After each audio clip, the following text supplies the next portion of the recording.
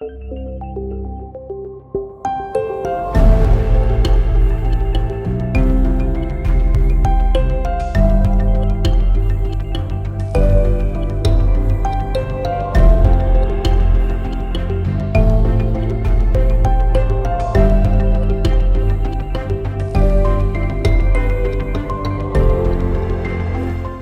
good evening, everyone. As Anna said, my name is Ryley and I'm the Director of Services with Day One Trauma Support. And I'm absolutely delighted to be here as part of the Hidden Side of Major Trauma webinar this evening and have the opportunity to talk to you about our charity. As has already been mentioned, this week is Major Trauma Awareness Week, which is organised by Day One to highlight the long-term and complex impact major trauma has on people's lives. We believe that everyone impacted by catastrophic injury should have access to holistic support and signposting services, which can meet their emotional, practical, and financial support needs. And we'd very much love you to help us make some noise, rally our community, and as part of Major Trauma Awareness Week, we've launched our Dear Me campaign, which I'm going to speak a little bit more about at the end of our presentation. I'm also going to be joined this evening by two of my colleagues. One of our major trauma centre-based caseworkers, Jade Hall, who will bring to life through a case study Day One's core offer and how we become embedded in and work alongside NHS clinical teams to support patients and complement our NHS colleagues. And Carley Stubbs, who's Day One's Peer Support Programme Manager, and she will give you an overview of our peer support service and how our lived experience volunteers through this programme can make a real difference in someone's recovery journey. Lived experience is at the heart of everything Day One Trauma Support do. And later this evening, you've got the opportunity to hear from our President and Founder, Professor Peter Giannoudis, a leading trauma and orthopaedic surgeon, who recognised that whilst our NHS is brilliant at putting people back together physically, that there are gaps in the practical and emotional support for patients and family members impacted by major trauma. Prof, alongside several of his former patients, began to address this in Leeds General Infirmary back in 2014, and Day One was born. Inspired and created by patients for patients, Day One grew from a local project to become a national UK-wide charity in May 2021. We now have bedside caseworkers based in 7 major trauma centres, outreach caseworkers reaching patients across major trauma networks and in the community, and a national support offer for patients and family members wherever they are in the UK and at whatever stage they're at in their recovery journey, that anyone can refer into, patients themselves, family members or professionals. And we'll share details at the end of how to refer or get in touch with us. All our services are completely free to the NHS as well as to patients and families, and I'm sharing some feedback that we've had from some of the trusts that we work with.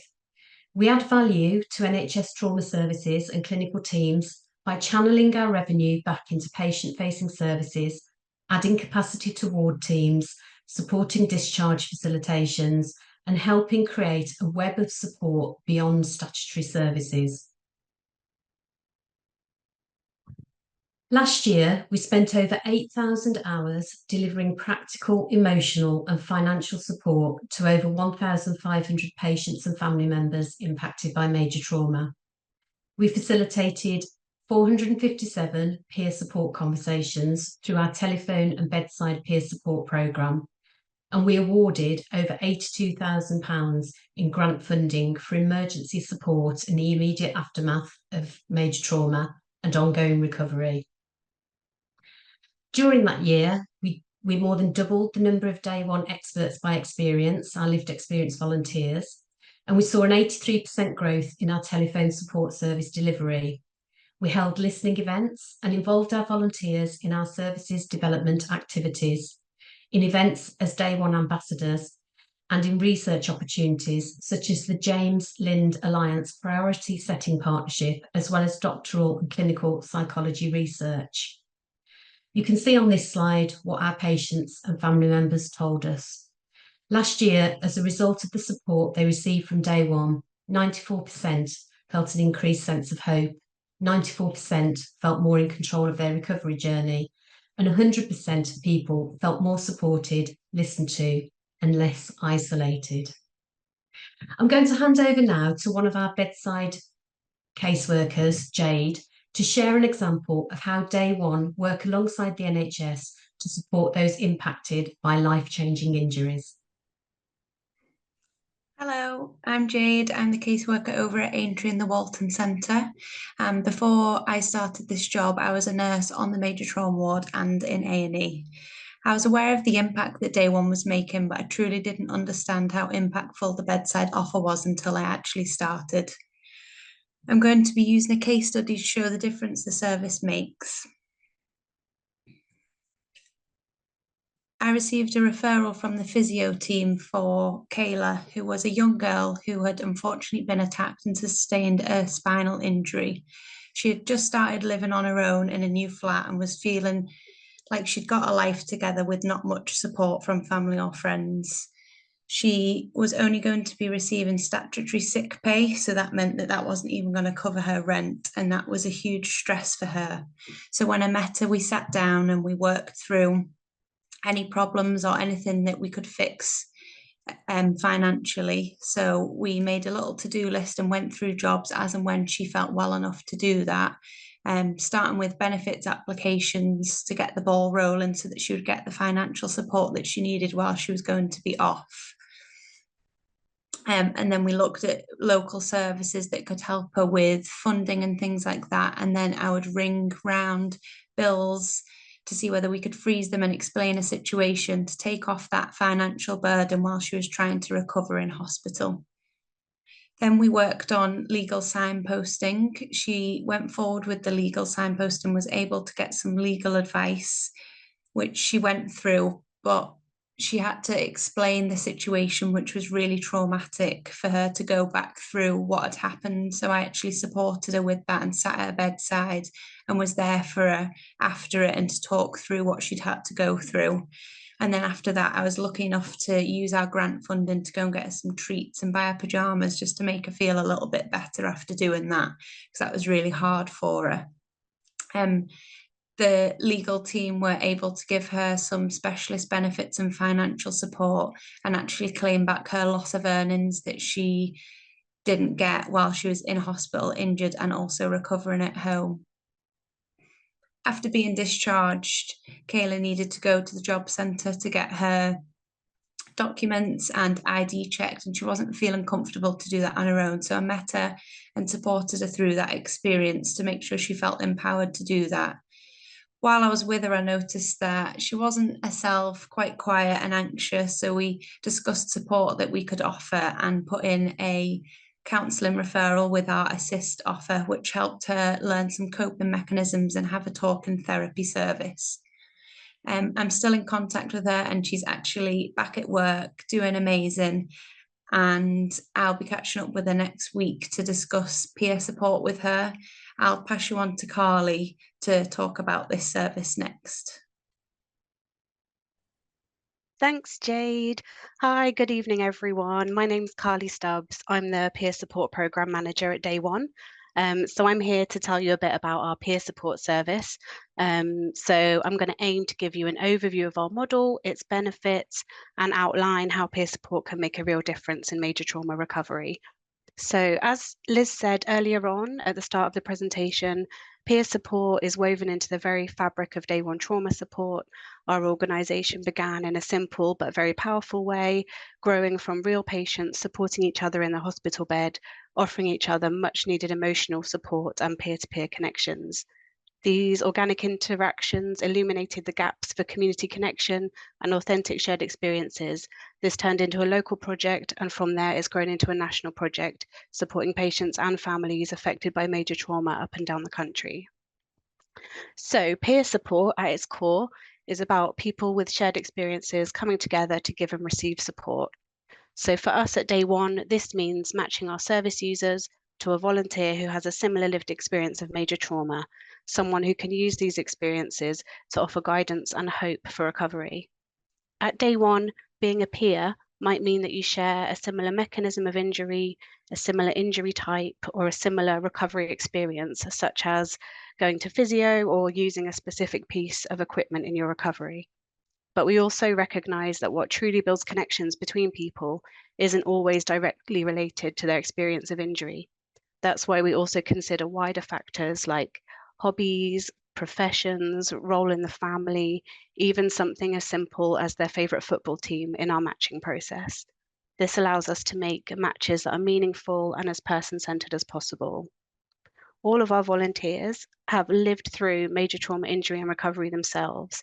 They are trained and closely supported to enable them to share their experiences and stories in a way that is safe and boundaried for everyone involved.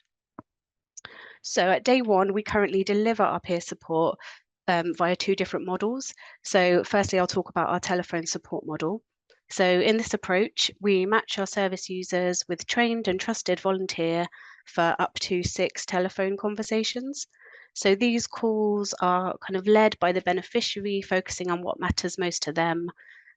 Really importantly, the approach is non-clinical, so we won't give anyone any medical guidance or advice. It's non-advisory, so no one tells anybody what they should or shouldn't do, and it's always recovery focused, helping us ensure that the individual feels supported in a way that's empowering and responsive to their needs and their circumstances. The telephone model means that we can ensure really personalised and accurate matches because we're not limited by people needing to be in close proximity to one another, so we can find the best matches regardless of geography. Just for a bit of context, since April this year, we've delivered 152 peer support calls, providing over 5,000 minutes of one-to-one peer support to people in need. So in addition to our telephone model, we also offer peer support at the hospital bedside. So in this model, we bring peer support conversations directly to patients and their families. This takes place at the moment at Leeds General Infirmary. So via this service, we can offer an early wellbeing intervention where patients can see and meet role models of recovery and hopefully feel inspired that a positive recovery is possible for them too. In these conversations, they talk about real life issues, which can help them better manage their expectations of the journey ahead. These interactions in the hospital sometimes also lead to a take-up of our telephone peer support model when the patients are discharged, creating a pathway of support for the patient through different stages of their recovery. And we're aiming to expand this service to other major trauma centres across the UK very soon. So from this hospital bedside model, we're learning a lot about the ways peer support complements the care patients receive from clinicians. So our volunteers have the luxury of time to spend with patients and families. They can listen, empathise, which can all enhance the feeling of support that patients receive on the ward. Peer support provides the often missing authentic voice in recovery and provides the patient with lived examples of how to navigate daily life and healthcare systems after major trauma. So it's really important to note that peer support doesn't just benefit the person receiving it. At day one, we think of peer support as one intervention with twice the impact, as both our service users and our volunteers report experiencing benefits from the service. So volunteers will often tell us how meaningful it is to give back and know that they're making a difference in someone else's recovery. They tell us that providing peer support gives them a sense of perspective, as talking to someone at an earlier stage in the journey allows them to reflect on their own achievements and celebrate how far they've come. So for our volunteers, participating in the peer support also means helping Day One build our national network of lived experience. So as we build our network of volunteers, we're building a strong community of support and expertise across the UK. And we're really fortunate that our volunteers are very kind of passionate and dedicated, and they donate their time, their experience, their ideas to help Day One continue to evolve and meet the nuanced needs of people recovering from major trauma. So this helps us ensure that our services and the work we do remains meaningful and relevant to those who need to use them. So in conclusion from me, our peer support model offers a unique and impactful way of helping trauma patients and families. It provides an authentic lived experience support that complements the clinical care they receive, whilst also creating a meaningful two-way experience for our volunteers. And we're really, really excited to continue growing this model and expanding our services to help even more people navigate their recovery journeys. So that's everything from me. Thanks so much for listening. I'm going to hand over back to Liz, I think. Thank you. That's great. Thanks, Carly, and thanks, Jade. You'll see now on the slide in front of you the different ways to get in touch or to refer a patient or family member to us. And as I mentioned earlier, we've launched our Dear Me campaign as part of Major Trauma Awareness Week this week. Dear Me is an honest, powerful, and enlightening glimpse into what it's like coping with life-changing injuries. Patients and family members have written letters of hope to their former selves. And we hope that you've already seen some of these on our socials, but if not, please do go and check them out after the webinar. We'd like you to help us share their stories and lend your voice so that people get the support they need. There is also the option to donate to our campaign via our website or at Day One Trauma on the socials, again, on the slide in front of you. So thank you very much for listening to us and for allowing us this opportunity to talk about the charity and the work that we do. We're happy to take any questions you might have now or at the end. Thank you very much. Brilliant. Thanks so much, Liz. So there is a question that has come in. I don't know which one of you would probably be more suited for this, but I suppose you will be able to answer this, Liz, actually. But a question has come in from Sarifa Patel. And she's asked, do they have, or do you have a specialist around autism and learning difficulties? Their son is suffering from PTSD and sensory processing difficulties. So do you have specialists on board that can help with that side of things as well? We don't have specific specialists around autism and learning difficulties. I can see Jade's popped back on, so she may have something to add from the caseworker point of view. So Jade, please do go ahead. Yeah, as Liz said, we don't have specialists, but I have had it before when we've had a patient with autistic children and we've worked around ways of getting them used to the hospital or signposted to other services that can help. Oh, that's perfect. So basically, yes, people are not specialists per se, but people are able to help with those particular needs. Sarifa, just we do, to answer your question.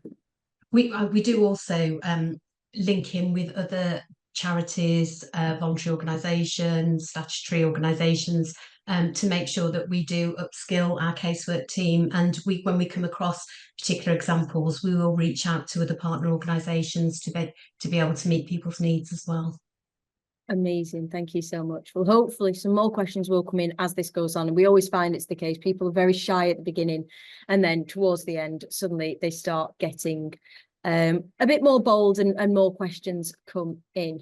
Oh, actually, Liz, if I could have you back. We have had another question pop in. I told you, it's always one and then the ball starts rolling. So Kate Figure has asked, have you explored peer support for under 16s and or parents of children with MT injuries? Gonna get Carly back for that one. Hi, thanks for the question. At the moment, all our services are for people who are over 18, but obviously our charity is there to support anyone who's impacted by major trauma. So we will support families and children in the casework side of things, and then for the peer support, is definitely on the cards as something we're looking into developing, I guess, over the next year.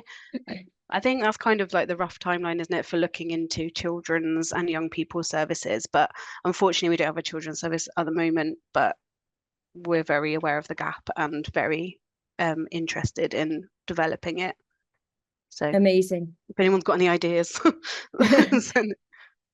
Yeah, absolutely. If anyone in the chat tonight, because there is over 200 of you with us tonight, so I know we'll probably definitely have people that work within the paediatric sphere in the chat tonight. So if anyone does have anything, there is obviously when we get this out tomorrow, I'll be doing my usual underneath it, which is putting all the different links and numbers to be able to call and links through to Day One's stuff as well. So once that goes out, if anyone does have anything, very much watch this space, but please do get in contact with Day One.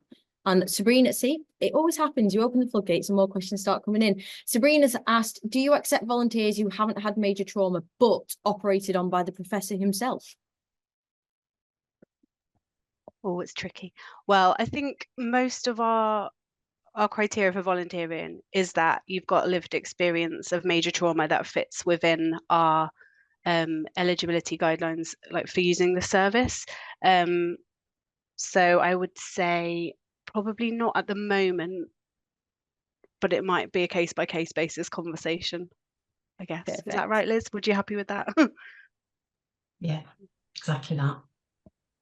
Amazing, amazing so much. So with that, thank you very much to the three speakers we've just had who've given us an overview of what's going on here. Next, we are very, very, very honoured to be introducing Paul Price.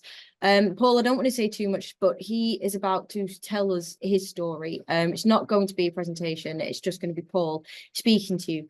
Paul is a survivor from the Manchester Arena bombing, suffered life-changing injuries in the attack, which sadly killed his partner, Elaine. He spoke to a Day One peer support volunteer 5 years after the bombing and has said that he wishes he had access to Day One support during that time. So now, because of that, he's become passionate about supporting Day One themselves and making sure that other people don't go through the awful tragedy that Paul suffered, and now volunteers, thankfully volunteers for Day One as a peer supporter. So we're honoured to be welcoming Paul to speak with us tonight. Paul, I'm going to stop sharing my screen and then it's just you, as we all agreed, she says, and there we go. So that's Paul, welcome. I'll take myself off and whenever you're ready. Good evening, everyone. It's an honour to be here speaking to you all. I'll basically tell you my story and why I'm sitting here in front of you this evening. So I'll take you back to 2017, and I bought my daughter tickets to a concert at the Manchester Arena as a Christmas present. And she was only 13 at the time, so she agreed to go with a friend. And me and my partner Elaine, on the day of the concert, took them to Manchester, parked up. As it was their first concert on their own, we ensured they got into the arena safely. And we just said to them, enjoy the gig, you know, have the time of your life. And we'll meet you here after the concert.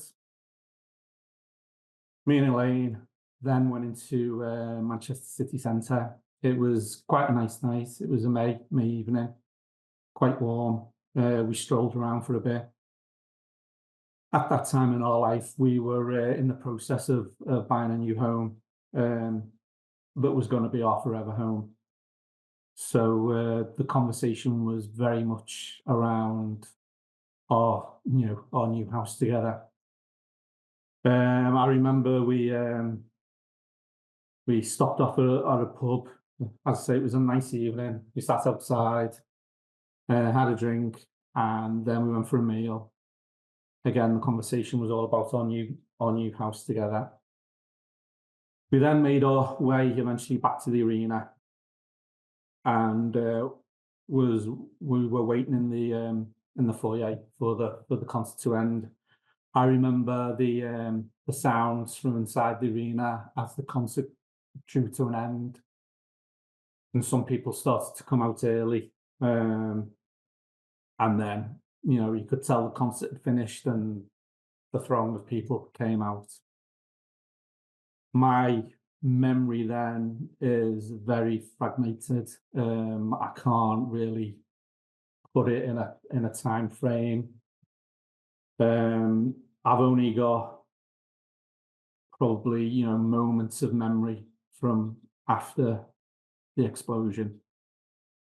I was told that I was conscious the whole time. So after the bombing, I was in the city room for about nearly an hour before I was evacuated to a clearing area and then eventually taken to hospital.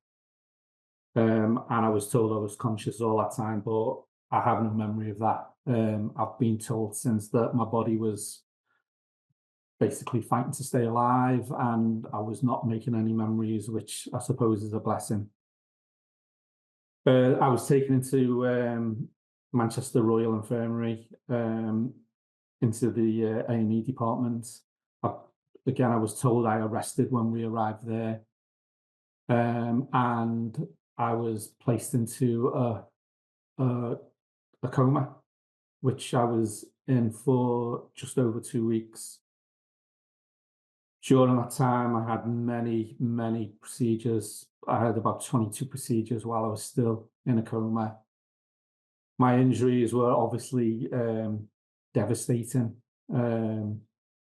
polytrauma. I had numerous right leg fractures with complex open tib fib femur.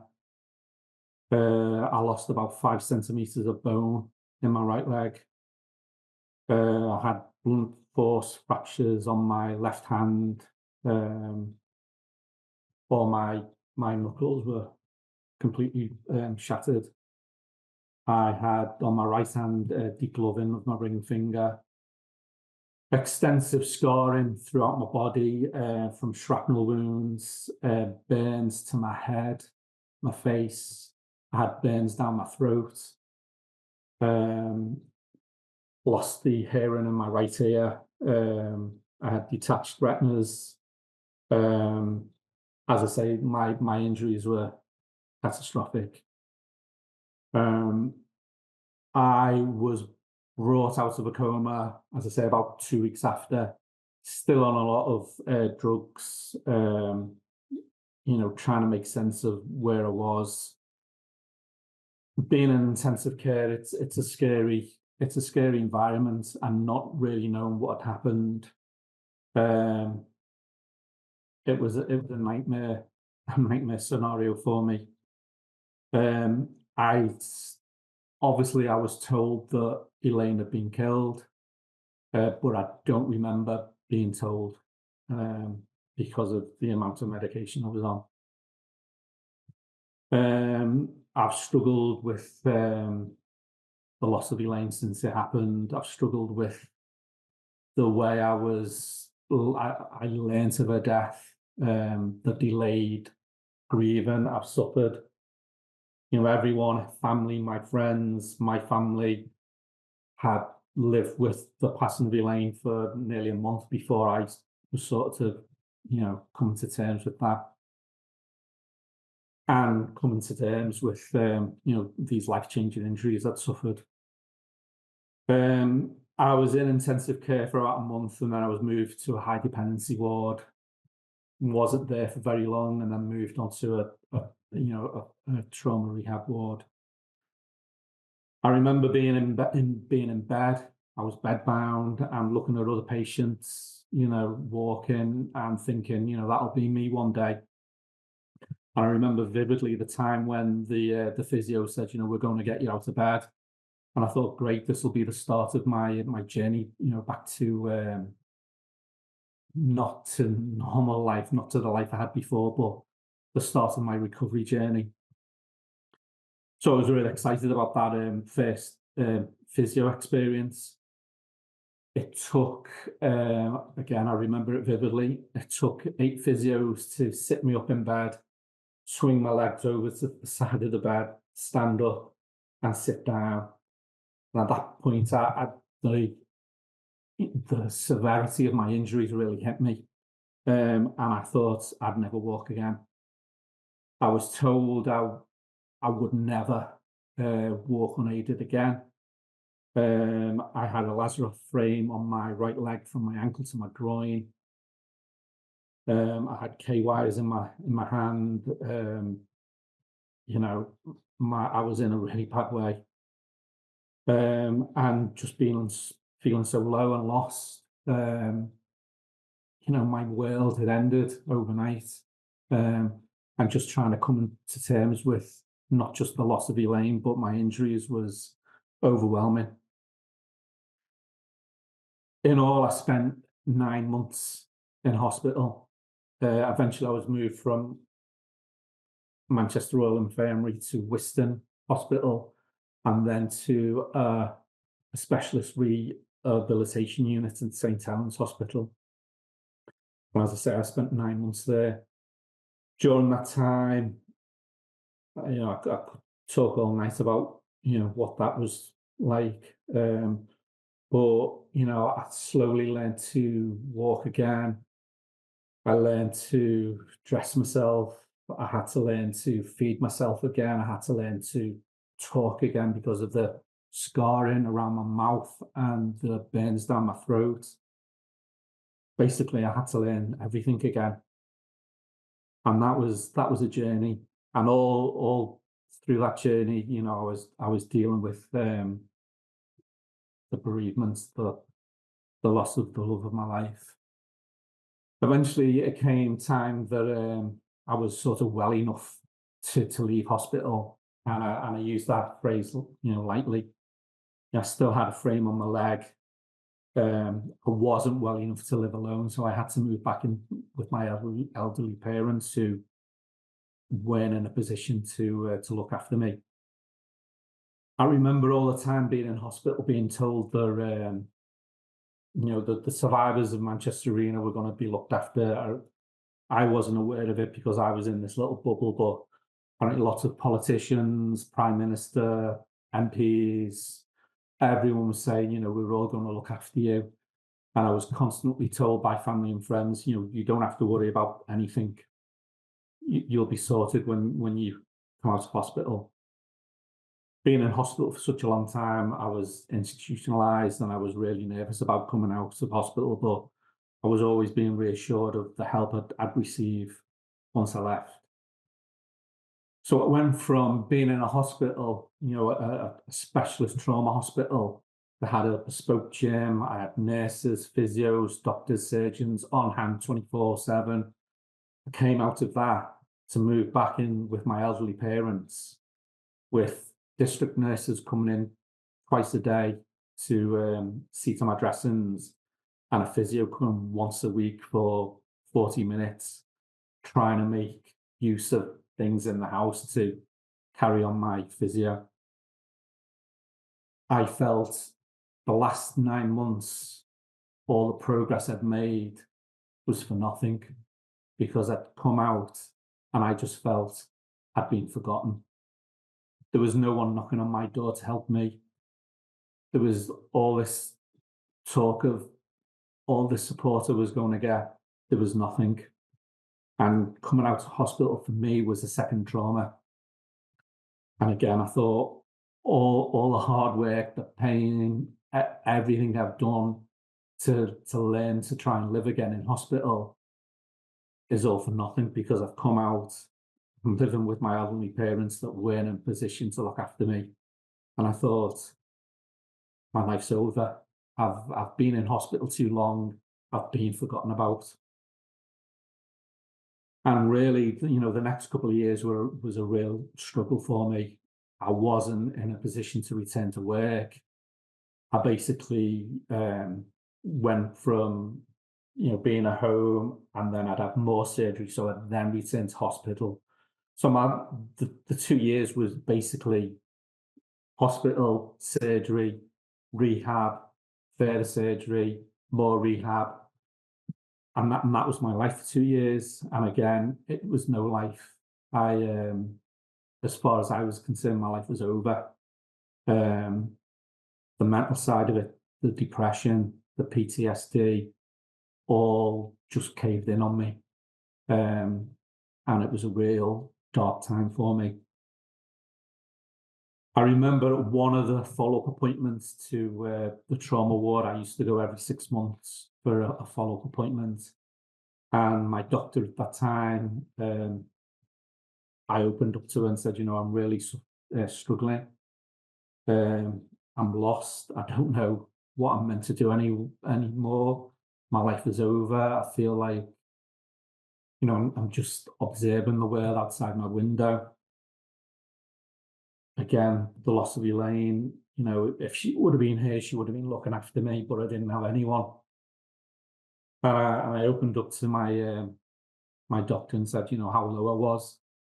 And she mentioned that she'd come across this charity called Day One Trauma, and they might be of some assistance to me.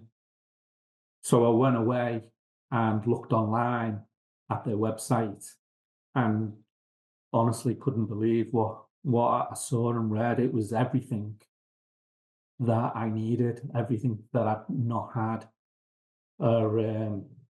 It felt like a one-stop shop of like a wraparound service for everything I needed. So quickly contacted them. I was put in touch with a caseworker, and straight away she helped me with accessing benefits.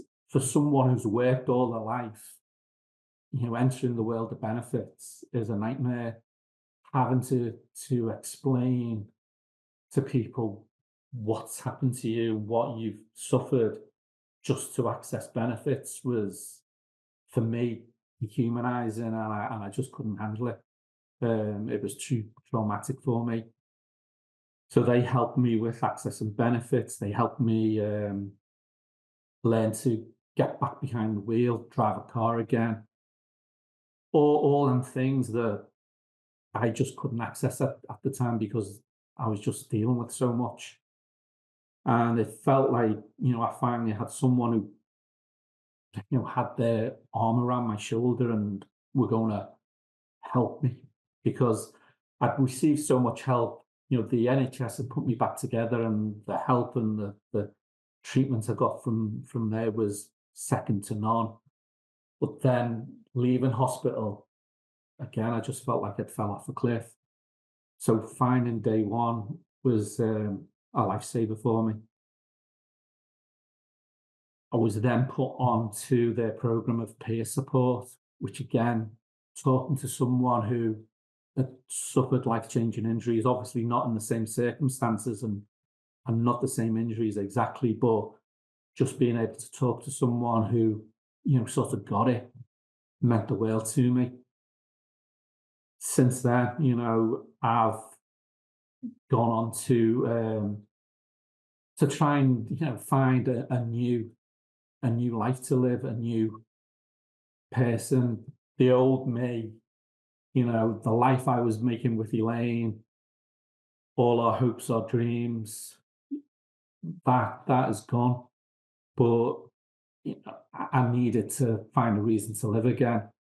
And through the help of Day One, I found that. I've now gone on to peer support with Day One, which again, it's a two-way thing. The need for me to give back is massive, and I get as much out of supporting someone as the person I'm supporting gets. I also now do peer support for homicide victim support, and again, I get so much out of that, supporting people who've lost people through homicide. I also now work for a charity called Survivors Against Terror. I do talks for Prevent, and I've recently helped with the Home Office doing a pathology report that's just been released. All that, I could not have seen myself doing all these things when I first came out of hospital. And that is part of the help I've received from Day One on trauma. I know what it's like to leave hospital with life-changing injuries and not have that support. That, as it says from Day One, if I would have had someone in hospital with me, helping me, and that support then went over to when I left hospital, just someone holding your hand through that journey would have made my journey a lot more tolerable. I'd hate for anyone to go through what I experienced, and that's why I'm so passionate about Day One trauma, and I can't say enough good things about them. As well as doing peer support, I'm also an ambassador for them, and I'll always fly the flag for them. They've literally, saved my life. Thank you. Amazing, Paul. Thank you so much for your courage and honesty, and for coming on and telling me your story. And I think I speak for everyone when I say it just shows the importance of Day One and how important it is that peer support and that help is afterwards. So next up, joining us, as you can see on the screen, we have Dr. Louise Johnson. Dr. Johnson is a principal clinical psychologist and chair of the National Major Trauma Psychology Network. I'm going to let her introduce herself a little bit more. I have got a bio in front of me, but in a nutshell, this is what she does. She works at Leeds Major Trauma Centre, worked for more than 8 years, 12 years experience working within the NHS as well. Louise, I'm going to stop sharing my screen already and hand over to you. I say I'm going to stop sharing my screen, and then it's not going to let me do this now. There we go. Okay, perfect. Stop sharing my screen. Louise, whenever you're ready. Thank you. Okay. Good evening, everyone, and thank you again to Paul for having the courage to share his story. I've heard Paul talk many times, and each time it's as moving and inspirational as the last. So thank you for sharing your story, Paul. And it's a very difficult presentation for me to follow on from after that. Such a powerful presentation. I'm just going to move this up. Okay. So thanks for the introduction. I'm Dr. Louise Johnson. I am a clinical psychologist at the Leeds Major Trauma Centre, and I have worked there since qualifying, so now for over 9 years, and I'm the current chair of the National Major Trauma Psychology Network. It's good to see some of my peers online tonight, so good to see you here. And I'm going to talk a little bit about the psychological impact of major trauma, and then I'm going to follow on by talking a little bit around the added value of peer support, and what that can add in particular from a psychological perspective. Okay. So, why should we consider the psychological impact of major trauma? I think ultimately we have a phrase in psychology that the psychological footprint following major trauma is often far greater than the physical footprint. And what we mean by that is that sometimes the psychological impact in terms of the psychological symptoms go on a lot longer than the physical recovery. When we think about what influences outcome following major trauma, there are 3 main areas that we know from the literature. So mental health being one of those, physical health and social health.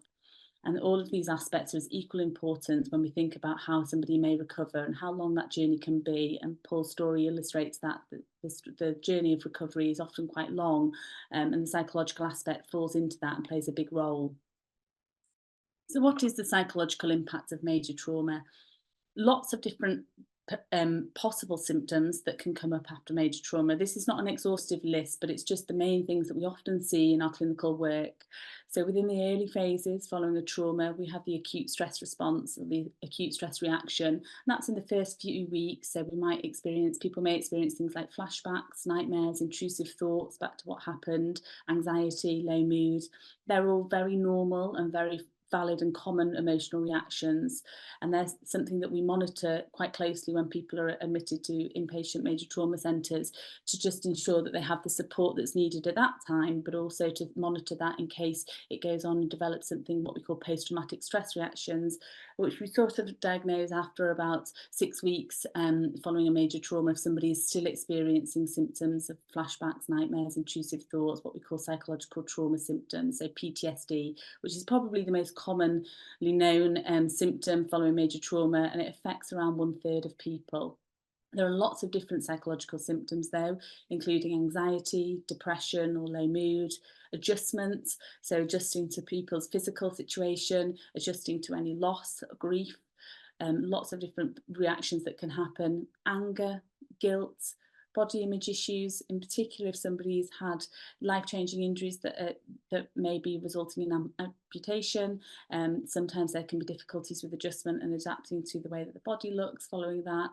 Cognitive difficulties, if there have been traumatic brain injuries, there can be difficulties with memory, attention, concentration, and behaviour changes as well, which is linked to traumatic brain injuries, as well as some psychological symptoms can cause behavioural changes. So why do we have clinical psychology in major trauma? It is an explicit recommendation of the National Health Service England's service specification for major trauma networks that there has to be access to clinical psychology support, and that's both in terms of inpatient and outpatient support.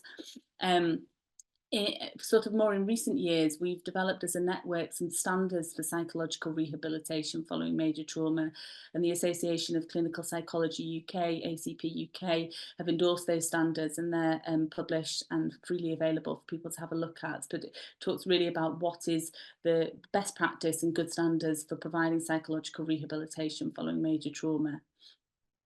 Access to psychological support as part of rehabilitation is a clear recommendation in the NICE guidelines for rehabilitation following traumatic injury, published in 2022. And again, there's quite an extensive amount of information within those NICE guidelines that talks about what psychological support is needed and at what time. What we do know is that psychological funding remains very insufficient in many major trauma centres and trauma units across the country. We're currently in the process of undertaking a benchmarking exercise within the network, looking at what psychological support is available in each centre and how that matches up to certain guidelines and standards. So that will be published hopefully within the next few months. So what do clinical psychologists in major trauma actually do? In Leeds, we provide both an inpatient and an outpatient service to any patient affected by major trauma, and that's across the lifespan. So we're a paediatric and an adult centre in Leeds, and we would offer psychological support to both children and adults. In terms of some of the things that we get involved with, I've just put the most common sort of reasons for referrals on here. So we're often involved in decision making. If somebody has a decision to make around their surgery, whether or not in terms of thinking about limb salvage or amputation, we're often involved in those decisions, which are obviously hugely important to make sure that somebody has the psychological support when making such a life-changing decision like that. We'll also help people to adjust to life-changing injuries, coping with amputation. We're involved in helping our colleagues who possibly are struggling with engaging patients in treatment and rehabilitation, and if the reason for that difficulty is psychological, we can help people think about that. So we do often do joint sessions with our physio and occupational therapy colleagues. We're involved in managing appearance-related distress and disfigurement. So often further down the line, people may struggle with the way in which their body has changed or the appearance of their body, and we can be involved in some body image work with those individuals. Often our work is in terms of post-traumatic stress disorder. We provide evidence-based treatment, psychological treatment. So that may be eye movement desensitization and reprocessing therapy, or what we call EMDR therapy for short, or cognitive behavioural therapy for trauma, so CBT, which I'm sure many of you have heard of. They are NICE guidelines for PTSD treatment, and we would deliver outpatient care for people following major trauma. We also provide support for people who are experiencing depression, anxiety, panic, low moods. Often we'll be involved in helping people think about any anxiety they may have around upcoming medical treatments or procedures. We know that sometimes following major trauma, there's multiple surgeries, and each surgery comes with its own set of challenges, and we are there to support people going through those processes and procedures. We would also be involved alongside our psychiatric colleagues when injury has occurred as a result of psychological state, so deliberate self-harm or a potential suicide attempt. We would support patients through that as well, alongside our psychiatry colleagues. If there has been a traumatic brain injury, we may be involved in neuropsychological assessments, and this is really important when we're assessing what somebody's neuropsychological functioning is, making sure that they have access to the right services on discharge. So I'm now going to move on to talk about the added value of peer support and what that looks like and what that sort of brings. When I was asked to put this together, I think I was drawing a lot on my own experiences of referring patients into the peer support within day one, and what I feel that it provides as an addition to what we provide as a psychology service. It's something separate and something different, and I think a value that we can't provide as clinical teams. So in terms of peer support, what we're often are finding is that the emotional support and validation is invaluable to patients. So providing that listening ear, empathy, helps people to feel as though that they've got somebody who understands. It reduces isolation, and it gives them permission to express their emotional state at that time. There's also something really powerful about knowledge sharing. So giving the practical advice on navigating the recovery process. So helping people to adapt to potential physical limitations, managing pain, giving some sort of first-hand information and knowledge about their own experiences. is really, again, very powerful. And for some people, having it from a patient who's been through something similar is a lot more powerful than us as clinical teams talking to them about that. Healthcare navigation. I think the healthcare system can feel overwhelming for lots of people, especially if they're going on to various rehabilitation centres up and down the country. So again, if somebody has experience of that, we may match somebody, a peer support up. If they have experience of using certain rehabilitation centres and we know that a patient is going there, we may ask them to come and have a conversation with them to give them a real insight into what that was like when they were spent some time at that rehabilitation centre. And I think it's the practical things that peer support adds and the problem solving. So any kind of setbacks that people may have overcome in managing their injuries. And often a peer support volunteer can talk to the patient about their own experiences of those setbacks and how they've managed them. And it can fill people with hope. And I think that's really key, that the added value for me is the psychological aspect of providing motivation and hope to people. So there's something extremely powerful about seeing others who have adjusted or recovered to their injuries, which can offer hope and motivation. We know from the literature that social connectedness is hugely important in terms of mental health and preventing psychological distress and promoting mental well-being. So social connectedness is something that peer support provides for people, that sense of community and belonging, reducing the feelings of isolation and loneliness. Also boosting confidence and self-esteem. So seeing other people who have overcome challenges provides that positive reinforcement and fosters self-esteem. And I think the peer support added value is that we know within the NHS system that there is a limited resource. And what's really lovely about Day One Trauma Support Charity is that that support continues beyond the initial recovery. So there's no time limit on that people may dip in and out of having support from day one. But the peer support is always there if people need it at whatever stage of their recovery. I think it kind of echoes what Paul said about often feeling that when he got home, that was a really difficult time for him. And I suppose it's about at that point, there's something additional that Day One can add in terms of the peer support service that they offer. And providing a collective voice, so a platform for advocating systemic change, influencing healthcare policies, research directions, such as the James Lind Alliance Priority Setting Partnership in Major Trauma.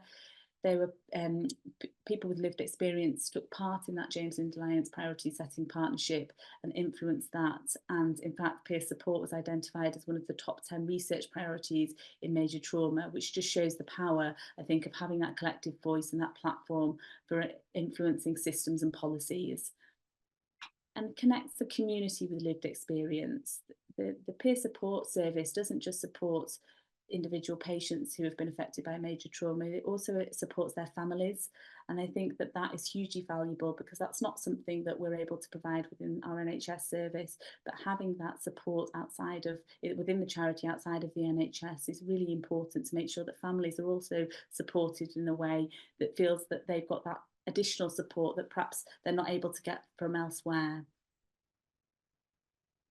In terms of what's the research evidence for the value of peer support, there's a growing evidence base. I think in terms of evidence for peer support within major trauma specifically, that's still quite in its infancy, but there's some research going on at the moment looking into that, but it is still very much in its early phases. In terms of what we know from other peer support services in other physical health settings, that it does improve people's mental health outcomes. It increases self-efficacy, reduces social isolation, and produces positive physical health outcomes. And lots of references there if anybody's interested in reading further about the benefits from peer support within the literature. I think we've touched on this earlier, but the reciprocal benefit. So peer support doesn't just have benefits to those receiving, but also those providing it, in terms of this idea of post-traumatic growth, so that something positive comes from a traumatic experience, companionship and sense of belonging. And I'm going to share in a little bit a poster that one of our students has done, looking at some of the benefits from being a patient to going on to being a supporter and what that's given the volunteers themselves. A really lovely piece of qualitative research that she's done, Sophie Bradshaw, that I'm going to share just after this slide. And I think in terms of the research evidence, it's not research, but just hearing from volunteers, so hearing from people like Paul speak and hearing from those being supported firsthand really demonstrates the value. That's the most powerful voice and the most powerful evidence, I think. So the Dear Me letters campaign that's going on this week, the feedback that we have from volunteers and patients about peer support and about the support they've had from day one is invaluable. So that isn't kind of research as such, but I think that for me is hugely important in terms of demonstrating the benefits.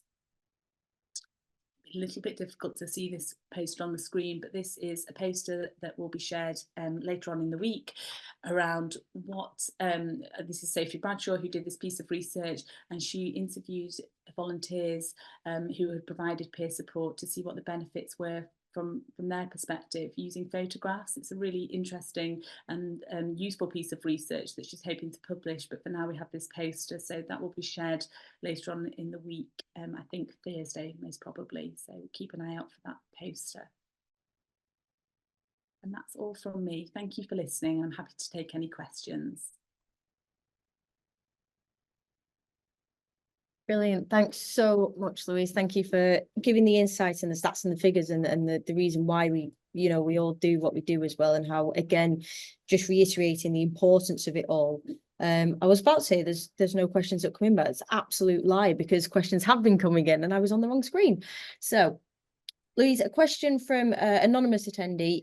Do you think there are any clinical risks in having ex-patients engaging with vulnerable patients? A bit of a controversial question, but I would probably also say Day One wouldn't do that if it was risky anyway. So, but from the experts, what do you think? I think it's a really good question, and I think it's good to ask those kinds of questions. In terms of clinical risk, what we make sure is in place is, of course, that all the volunteers are recruited, interviewed, they go through a special training programme, they have supervision, they are managed. It's very structured, it's very boundaried, so that those kind of risks that perhaps that person's referring to are minimised, and actually the value far outweighs the potential risk of that. So I think what we have is a very, very, Carly might want to come in and say more on this, but there is a very kind of tight structure in terms of the way that the peer support model is set up, so that it's carefully managed and supervised. They also have supervision, the volunteers have supervision from a clinical psychologist, which I think is really important, because obviously the emotional impact on them as well is something to consider. So we have lots of policies and procedures in place to make sure that the risk is minimised, but I'll just hand on to Carly to see if she has anything to add to that. Thanks, Louise. Well, you basically hit all the key topics that I scribbled down on my note. So yeah, like Louise said, we've worked really, really hard to really think carefully about those risks, and it is a really important question and something we take really, really seriously. Obviously, there is the possibility that talking about your own experience of major trauma might cause some psychological distress or might be triggering. So we do an awful lot of work to work with our volunteers to make sure they feel ready, able, fully informed, supported, to be able to do that in a safe way. I guess the main kind of areas of support, just to add to a little bit of what Louise said, is after every peer support conversation that takes place, all the volunteers have to fill in a little log that tells us what the call was about, if there's any issues or concerns, if there's any support they need or the person they're supporting needs. We have a debrief conversation that's offered to every volunteer, so they can sit with a member of staff, work through any issues or feelings that have come up. We can support them to seek extra support if it's necessary. Like Louise said, we have a really robust supervision process. So we supervise the volunteers internally, but we can also support them to access external clinical supervision. We've got a dedicated volunteer wellbeing budget where we can allocate funding to each volunteer on an annual basis for a wellbeing activity to support them to continue in their role and feel well. We've got a sort of informal peer-to-peer buddy system, so we can match them up with other volunteers for a bit more light touch support. And we do have a really strong culture of looking after yourselves and self-care. So we do ask our volunteers to really prioritise their well-being as part of the role, as a responsibility of the role. So it's not just a nice thing to do, it's a really important part of the role that we ask everyone to do. So they always do a self-care activity after every peer support intervention. Also, volunteers, if they don't feel well enough to do peer support intervention, that's fine. So we just ask everyone to do a self-check-in at the beginning and make sure they're well enough. And then we'll support them to do it or not do it, depending on what works better. Sorry. Thanks. Amazing. Brilliant. Thanks so much, Carly and Louise. Yeah, so it's so to reassure the anonymous attendee, yeah, it seems like every absolute aspect of it is covered with the correct resources and people there to help. On that topic as well, another comment and a very good question actually has come in, Louise. So this anonymous attendee say they work on a major trauma ward and they would like to provide the opportunity for patients to mix with other patients for peer support. Do you have any thoughts about how they could facilitate this and what would be appropriate in the acute stages post-trauma? Yeah, I think that's a really good question, and I think that we've thought carefully about how we do that in an acute phase. So we do have volunteers on the wards at Leeds General Infirmary, but it's taken some planning and organisation. And I suppose what I'd say to anybody if they're thinking of setting up peer support for major trauma patients is to talk to Carly. She is an absolute fountain of all knowledge around this topic and is far more knowledgeable than I am. But I know that if it's not set up correctly with the correct processes and procedures and boundaries in place, then obviously there is potential risk there. So I would really encourage that person to have a conversation with Carly, reach out to Day One to see how we've done it here within the charity. So yeah, I think it can be done. It just needs some kind of thought around that to make sure that everybody is protected, both the patients as well as those delivering the peer support. Amazing. Thank you so much. And yes, so to reiterate, please do, if anyone is watching tonight who's had the same thoughts as the anonymous attendee there, or is also wanting to reach out themselves, please do get in contact with Day One. I'm sure they'll be more than happy to help. So that seems to be the last of questions for you. So thank you again, Louise, for sharing your thoughts and your knowledge with us this evening. So now we are going to move on to our final speaker of the evening. We are honoured to be joined by Professor Peter Giannoudis, who is going to be talking to us about, are we doing enough to mend our patients? Now, Peter is a Professor of Trauma and Orthopaedics at the University of Leeds, the Editor-in-Chief of Injury Journal, Chair of the Global Research Commission AO Foundation, and Breathe, the President of Day One Trauma Support. So a big all-rounder, a huge hub of knowledge to everything to do with trauma and peer support. We're honoured to have Peter join us this evening, especially as the President of Day One Trauma Support. So I'm going to, again, Peter, I'm going to stop sharing my screen and then you can start sharing yours. And whenever you're ready. Brilliant. Thank you very much, Anna, for the introduction. And I would like to express in advance my appreciation for the initiative and for facilitating this presentation of what Day One does, but also to allow us to connect and to exchange ideas and possibly continue this collaboration. So my topic tonight is to talk whether we are doing really enough to mend our patients. And I would like to start just to set the scene and remind everyone what we are talking about. We're talking about severe accidents. We're talking about patients that they go through an ordeal. And this is an example of an accident, a serious accident that you can imagine the severity of trauma sustained by this individual, by this patient. Now, we're talking about patients that normally they come in a severe physiological state with a lot of issues to address. And for a period of time, due to the severity of the injuries, they are really in a black place, struggling to survive, fluctuating between survival and death.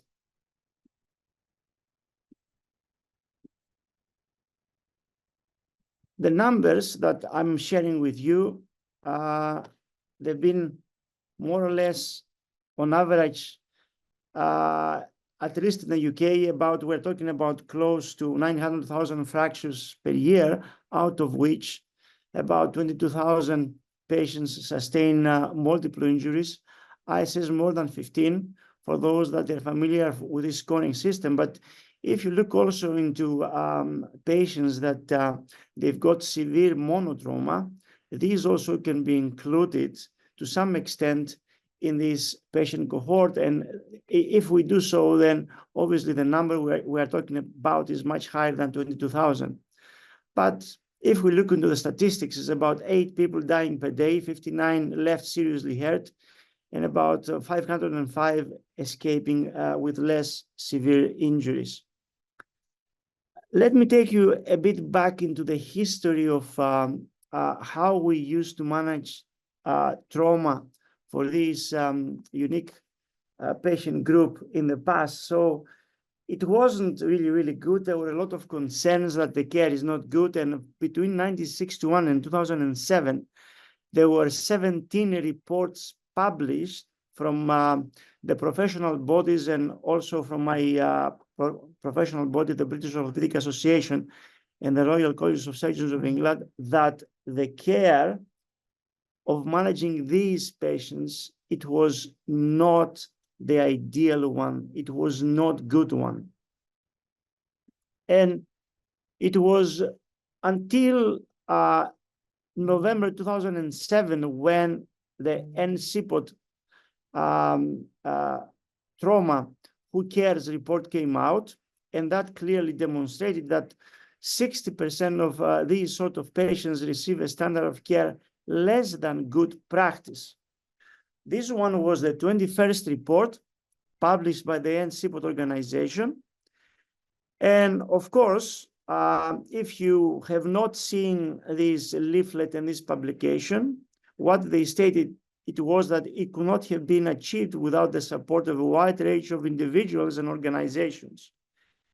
And I'm pleased to share with you that maybe you don't know this, but I was one of the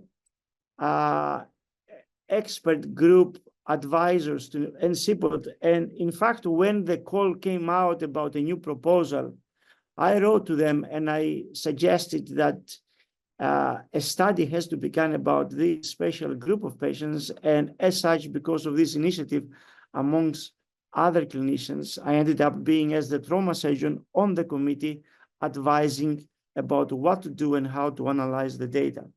And of course, this was again another yet report in addition to the previous 21, but that created a lot of impact. And we can see from the college here the first publication about guidance for commissioners, that we should start thinking about the development of regional trauma systems. And it was in 2010 when the coalition government decided to take some action based on this report and the noise that was making. And it came through the parliament, and then it was voted that regional networks of trauma care, they are going to be established in the UK. And the first implementation started from London. It was very close to the Olympic Games, and it was imperative that a proper network, trauma network, should be available to address issues in terms of the safety of the athletes, but also of the community in London, and nationally to some extent in terms of terrorist attacks and any other major accidents. And as a result of this, you're all familiar today that the network is working very well with the major trauma centers for adults and for children. And in addition to this establishment, the government went as far as to announce best practice tariff for uses using the ISS to assign one of the 2 levels of tariff. So even ISS greater than 8, you can see what criteria should be met, or if it was greater than 15 for the receiving major trauma center, as long as they would adhere to these criteria and deliver what it was expected for the service, then they will get a best practice tariff, a bonus for looking after these patients. And this really was an incentive to get everyone to work hard and to deliver on the promise that trauma care, particularly the management of major trauma patients, should be improved in this country. This publication here highlights the impact of this implementation of trauma networks.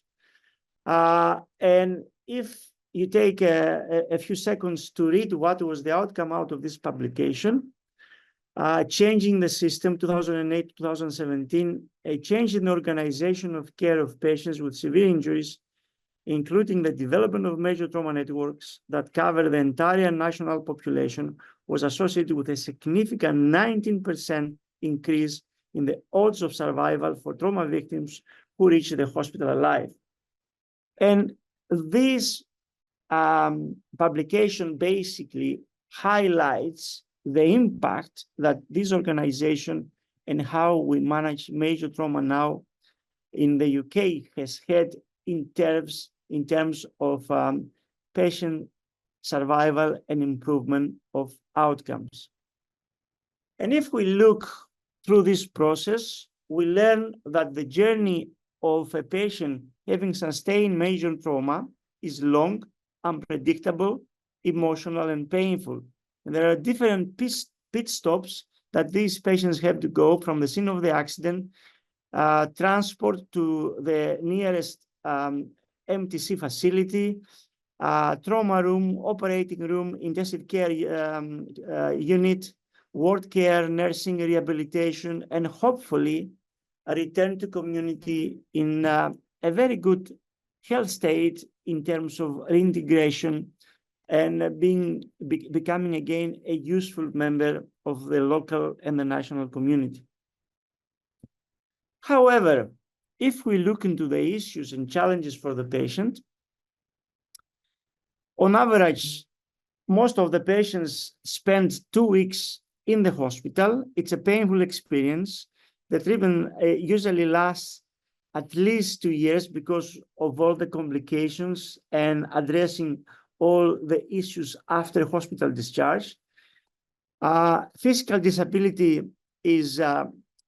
remains a major issue to up to 30% of these individuals.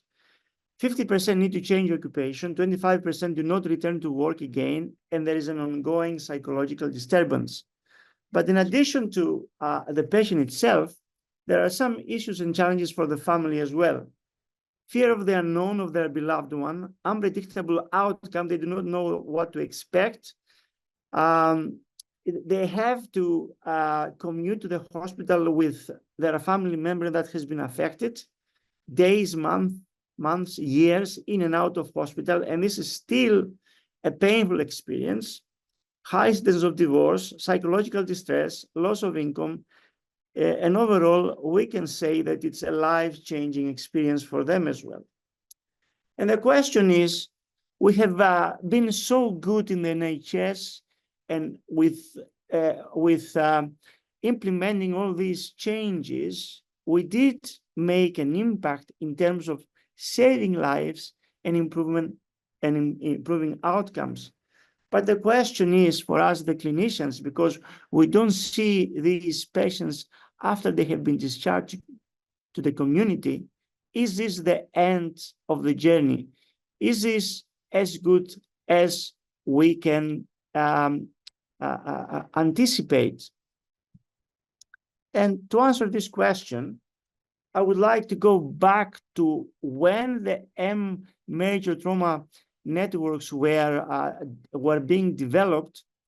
There was a commitment by the government that part of the principles of treatment should be that evolve care models and pathways based on patient needs, local expertise, geography, facilities, and transport options should be taken into consideration so that we can continue to improve the service that we provide. And based on this motivation and expectation, it became clear, at least in the first instance, in the Leeds Major Trauma Center, that the needs of these patients are not only when they are in the hospital from day one, but they've got ongoing needs for a long period of time, let alone to say forever. And having developed patient focus groups, listening to the patients, on the 1st of September 2014, 10 years ago, this project of establishing the Day One Trauma Support Charity was initiated. And at that stage, the vision was that the heart of Day One is patients, listening to the patients, to their needs, and taking the appropriate action.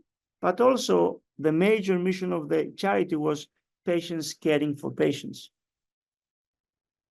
So 10 years on, and since it was then realized the gap that was present, I can submit to you that after discharge of these patients, and you heard from the patients previously, that there are important ongoing issues. There is ongoing psychological and mental disturbance.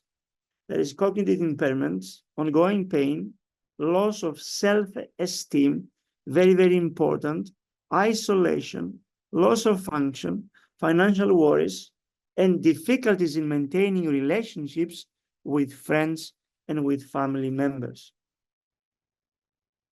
And also, we must not forget the families, the whole family members that they have to suffer. They have to be part of the journey of the patient and feel what their beloved one is going through every day, which has a tremendous impact into their well-being and mental state. So, to answer the question, are we doing enough to mend our patients? The answer is no. Major trauma is a very unique disease. We have made great improvements over the years, but issues and challenges are ongoing and remain long-term. And unless we increase the awareness of the impact of major trauma and continue to listen to the patients and their needs, there is the only way to learn and to continue to improve and to support patients and their families with the life-changing injuries that they have sustained. We should not forget that catastrophic injury that these patients sustain can shatter someone's life. And for this reason, we must all get involved, be part of this initiative, this big project to increase the awareness of the impact of major trauma to our patients, to our communities, and to our nation. Closing, I would like to reiterate that people's physical, emotional, and psychological health and well-being following major trauma is insufficient due to underfunding. And for this reason, this campaign is very, very important. And all together, we can make a big difference to those in need. Closing, I would like to thank Trauma Care, all the members of the Day One Trauma team, and everyone that is listening for taking the time to be part of this webinar tonight, of this initiative to increase the awareness of major trauma. And hopefully, all of us, we can do much more to those in need. Thank you very much for listening. Amazing. Thank you so much, Professor, for taking the time to talk to us about the formation, how it came to be, and also the statistics behind, again, the importance of charities like Trauma Care and Day One Trauma Support, and really the reason we do what we do, which is for the care ultimately of the patient and to help them get better. So again, another lots of thank yous coming in, and so for thank you from a former patient as well in there. Extremely informative. So no questions have come in as of yet. However, if anyone has any questions for any of the speakers this evening at all, this is now your chance to get them in and to ask any questions that might have popped up that you might have thought of afterwards. All the speakers are still here, that you just can't see them at all at the moment. But if you do have anything, please do feel free to get them in now. So just going to move on. However, whilst I do have everyone's attention, I am going to give a little plug to our next webinar. It's a no rest for the wicked scenario again this week for me, as this Thursday we will be bringing you a hot off the press webinar. The hot off the press webinar are back. We've not had one for over a year. However, Dr. Gillian Course will be joining us on Thursday at 8 o'clock. This webinar will only be an hour long, and we're going to be talking about her paper, Health Service Impacts and Risk Factors for Severe Trauma in Mountain Biking. So if you fancy joining us for some a webinar where we basically dissect a paper that Dr. Gillian Course has released, and she gives some more information behind it, do scan the QR code that's on your screen now, and you will be able to join us for that event. So a big thank you, as Peter said, to all our speakers and to everyone who has joined us this evening. A huge thank you to Dave and Callum over at Day One Trauma Care for helping me put this together. Oh, and I say that, and Bill from, I think, Bill, were you from Portland? I think from Oregon, if I'm remembering correctly, has got a question for you, actually, Peter. So Bill's asked, in the ICU, how are addressing delirium and ICU liberation, A2F bundle and how are you addressing, delirium, ICU liberation, and post-intensive care syndrome? Well, this is a very interesting question. It's, I think, I'm not the most suitable to answer this question, because there are different protocols in the intensive care unit, and I don't know whether we've got any intensivists here to provide a personal view about how this specific kind of clinical problem is identified. But in addition to the clinical, if the patient obviously is not intubated and so on, there are a number of scales that they are being used to be assessed.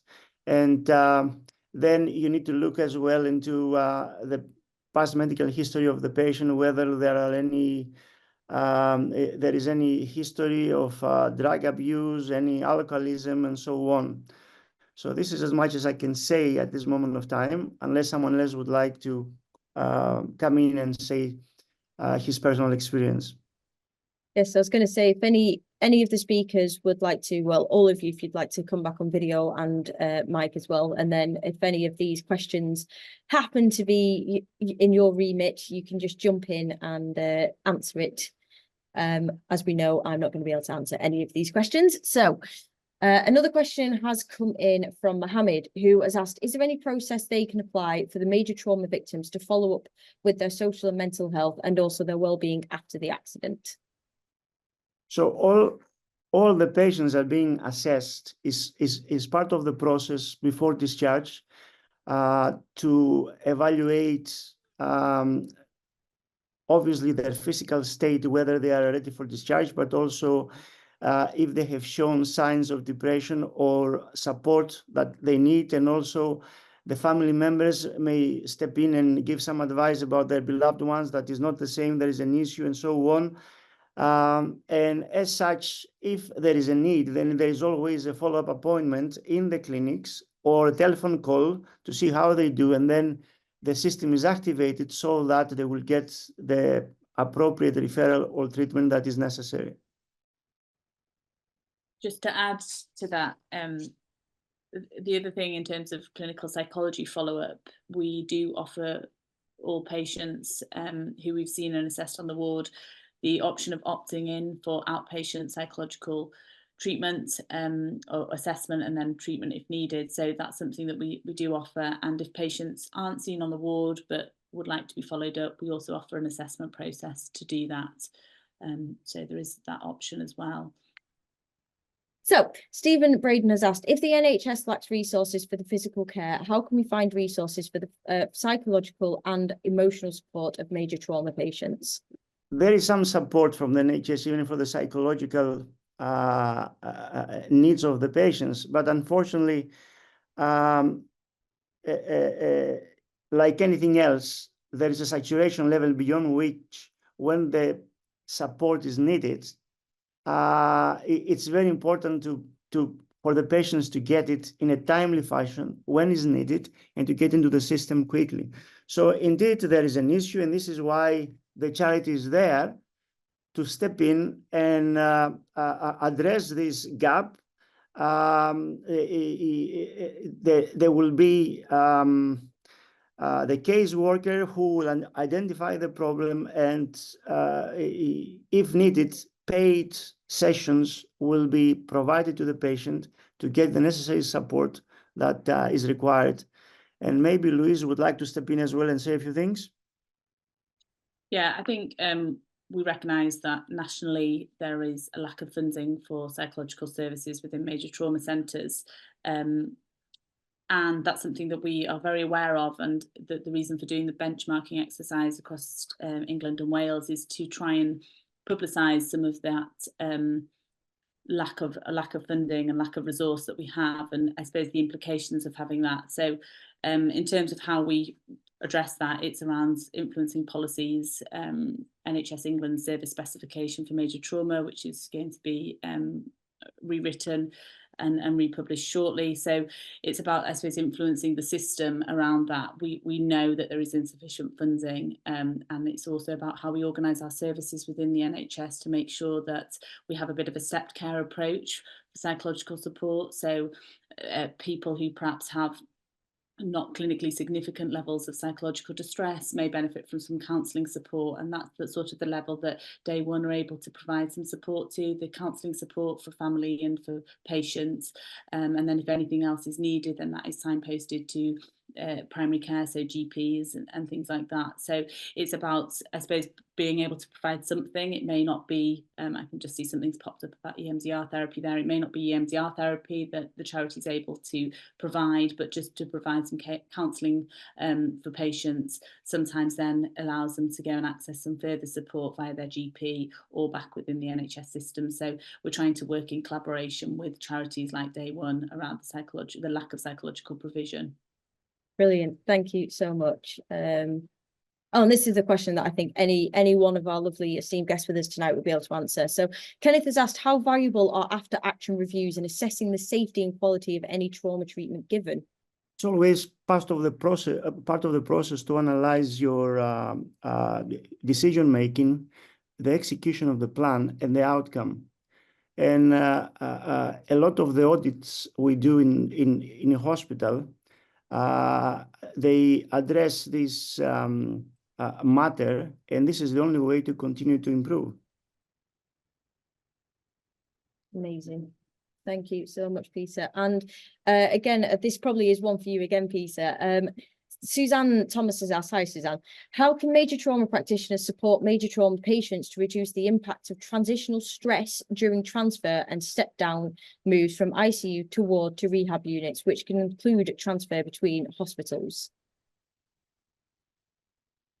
I think communication is very important. If we remember the pathway that I showed earlier on, every one of these patients will be managed by different disciplinary teams, different specialties, and there will be a need that for the patient to be transferred to a different ward for a different operation, rehabilitation, and so on. So I think communication that the journey is prolonged. There are, you got to go to different places, and this is part of providing you with the best treatment possible, is key to ensure that the patient will understand why, and therefore that all anxiety and stress will be minimal during this process of treatment. Brilliant. Thank you so much. And Peter, I've seen that you've on this here. So just a thought has come through as well, if anyone wants to comment on this. Anonymous attendee has put a thought. It would be great if there was a standard for long-term follow-up of MT patients to inform services and pathways to meet patients' needs long-term. So I don't know if anyone has any comments they'd like to add to that or anything. Peter, I know you yes, clicked on that. I can say that we're actually doing this. Is part of our follow-up protocol in Leeds, in the Leeds Major Trauma Center. And basically our major trauma nurses, sisters, they do call the patients at the 3-month follow-up to ask them if there are any issues, if they need anything. And that is also an opportunity to assess if they, things can change. The offer about the charity is from day one, and as you know, the time progresses and the patients become a bit of isolated at home, and they start realizing the impact of these life-changing injuries. They've got different thoughts about how can they get helped, where can they go for help, and I think this question is very, very important, and it should be implemented in every major trauma center. A follow-up at 3 months, and maybe at 6 months, we're going to implement that as well soon as part of an audit process. It's really, really a good idea, because like that, you can get more information about the needs, but also the system will not allow the patient to think that he's been left alone and there is no access or there is no support anymore for the personal needs or what he's going through. Our caseworkers from day one do a standard follow-up for any of the patients that we're involved in. So at the point of discharge, we will follow up so many weeks down the line. I think it's about 3 weeks, Jade. We follow up with every patient and see what their needs are at that stage. And people can refer back in at any time through our national offer as well, and pick people up that way too.